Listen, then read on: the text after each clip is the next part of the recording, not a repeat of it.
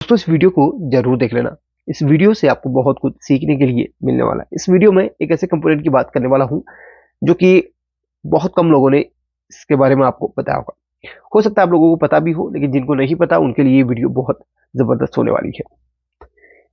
यहाँ पर आपने चार्जर या एसएमपीएस में वो कंपोनेंट लगा हुआ देखा होगा। वो कंपोनेंट है एनटीसी। यहाँ पर लगा हुआ है ये कंपोनेंट।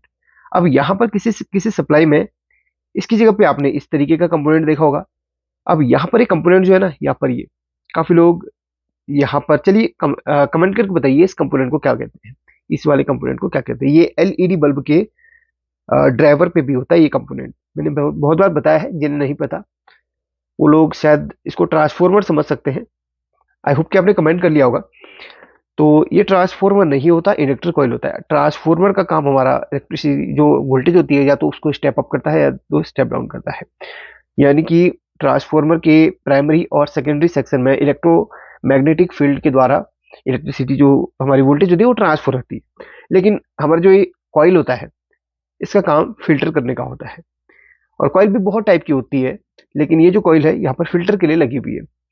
तो जैसे हमारा कैपेसिटर हमारे फिल्टर करने के काम आता है, इसको फिल्टर भी कहते हैं कैपेसिटर को, है ना। ये भी फिल्टर करने के ही काम पे आता है। तो जैसे डीसी, इस सर्किट को ऑपरेट करने के लिए, इस सर्किट को चलने के लिए, या इस आईसी को चलने के लिए डीसी की जरूरत पड़ती है। तो यहाँ पर क्या होता है ना, जितना प्योर हो सके उतनी प्योर डीसी यहाँ पर फिल्टर और कैपेसिटर के द्वारा बनाई जाती है। तो फिल्टर का काम अलग होता है, ट्रांसफॉर्मर का काम अलग होता है। अब यहाँ पर बात इसकी नहीं है, बात है इसकी। तो देखिए, किसी किसी सर्किट में आपको इस तरीके से यहाँ पर ये मिलता है, किसी किसी में वो ना लगने की बजाय ये लगा दिया जाता है। तो ये सर्किट में प्रोटेक्शन के लिए लगाया जाता है। लेकिन ये जो कंपोनेंट है, ये टेम्परेचर, एक थर्मोस्टेट की कैटेगरी में आता है। यानी कि एक टेम्परेचर सेंसर डिवाइस है। यानी कि टेम्परेचर के हिसाब से अपनी वैल्यू को घटाता और बढ़ाता है। ये कैसे काम करता है, चलिए मैं आपको बता दूं। इस कंपोनेंट का तो एक नॉर्मल वैल्यू जो होती है 10 ओम्स की होती है। 10D इसके ऊपर लिखा हुआ रहता है। तो इसकी एक नॉर्मल वैल्यू 10 ओम्स होती है। अगर इसकी वैल्यू ऊपर या फिर नीचे आपको इसमें अगर दिखाई दे, तो इस कंपोनेंट की खराबी मानी जाती है। तो नॉर्मल जो रूम टेम्परेचर के हिसाब से इसकी वैल्यू, नॉर्मल वैल्यू इसकी 10 ओम्स मानी जाती है। अब यहाँ पर इसकी वैल्यू फिलहाल 224 दिखा रहा है। तो इस कंपोनेंट को आप खराब मान सकते हैं। वो तो खैर, इस सर्किट को मैंने रिपेयर किया हुआ है। हालांकि खराब तो ये सर्किट नहीं है। कल ही मैंने इस वीडियो को पब्लिक शेड्यूल कर लिया है। कल आप मेरी इस वीडियो को देख सकते हैं, जिसमें सर्किट की मैंने रिपेयरिंग बताई है। बहुत मेहनत लगी सर्किट को रिपेयर करने में, लेकिन इस कंपोनेंट का जिक्र मैंने पहले कर लिया है।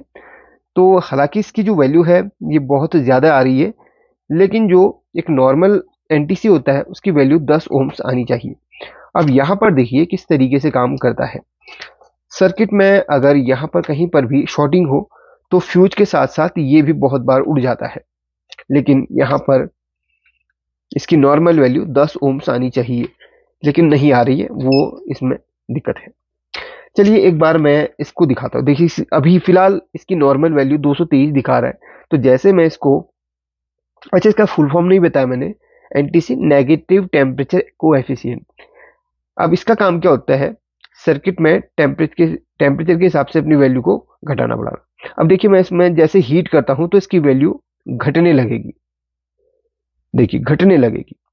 एक ऐसी स्थिति आ जाएगी जब ये 0 ओम्स तक पहुंच जाएगा, जब ये बहुत हीट होने लगेगा। सोल्डरिंग आयरन की मैंने टिप इसके ऊपर रखी हुई है और इसकी वैल्यू घटते जा रही है। इसकी वैल्यू घटते जा रही है। एक ऐसी सिचुएशन आ जाएगी इस पे, इसकी वैल्यू बिल्कुल 0 हो जाएगी। देखा आपने, ये 98 तक पहुंच गया। अब इसकी वैल्यू बढ़ाने के लिए मुझे इसको ठंडा करना पड़ेगा। वैसे ही एक और कंपोनेंट होता है पीटीसी, जिसको टेम्परेचर अगर हम जिसका बढ़ाएं तो उसकी वैल्यू बढ़ने लगती है, लेकिन इसकी टेम्परेचर बढ़ाने से वैल्यू घटने लगती है। अभी देखिए इसको धीरे धीरे बढ़ते जाएगा। मैं इसको जैसे ठंडा करूंगा इसकी वैल्यू बढ़ जाएगी। और देखिए अपनी नॉर्मल वैल्यू तक पहुंच जाएगा। हालांकि इसकी नॉर्मल वैल्यू 10 ओम्स होनी चाहिए, लेकिन नहीं है। इसकी नॉर्मल वैल्यू जो दिखा रहा है वहीं तक ये दोबारा से पहुंच जाएगा। ये होता है। तो एनटीसी का जो काम होता है सर्किट में, प्रोटेक्शन का होता है। आपके सर्किट में प्रॉब्लम आने पर जैसे फ्यूज उड़ जाता है, वैसे एनटीसी उड़ जाता है। लेकिन ये एक थर्मिस्टर की ही कैटेगरी में आता है। इससे आप एक थर्मिस्टर की तरह यूज कर सकते हैं। और ऐसा ही कंपोनेंट होता है पीटीसी, उसके भी कार्य बताऊंगा। फिलहाल ये छोटी सी वीडियो, आई होप कि आपको बहुत कुछ सीखने के लिए इसमें मिला होगा। तो और एक चीज और क्लियर कर दूं, जैसे आपके सर्किट में एनटीसी खराब हो जाता है, अगर आपके पास एनटीसी नहीं है तो आप इस कॉइल को इसमें लगा सकते हैं, इस वाली कॉइल को भी इसमें लगा सकते हैं। अगर कॉइल और एनटीसी कुछ भी नहीं है तो उसके पॉइंट्स को जंपर कर लेना, आपका काम बन जाएगा। ये सीरीज में और फ्यूज की ही तरह सीरीज में लगाया जाता है। ये भी आपको क्लियर कर दिया है। अच्छा, कल वाली वीडियो देख लेना, इसकी पूरी रिपेयरिंग मैंने डाल दी है, शेड्यूल कर दी है। आज टाइम कम होने की वजह से मैंने वीडियो पब्लिक नहीं कर पाया हूँ, जो कि आपके लिए इंपोर्टेंट होनी चाहिए। चलिए, टेक केयर, मैं खा